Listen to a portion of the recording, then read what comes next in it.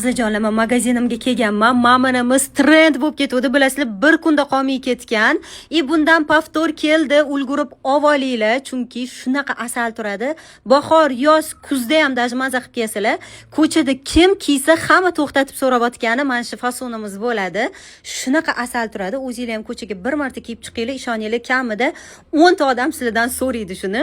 Undan tashqari, maminimiz mana bu ham vobshe asal turadi. Yumshoq material. Bunimiz mamba vashi bu ham asal chiqqan.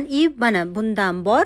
Yana mana maminisidan ham chiqdi qizlar. Hammasidan kelgan paftor. Olinglar. Men Xorazmga kiygan fasonim jinsi shimlar bilan, oq shimlar bilan shunaqa zo'r turadi. Krossovkalar bilan vashi stilni turadi.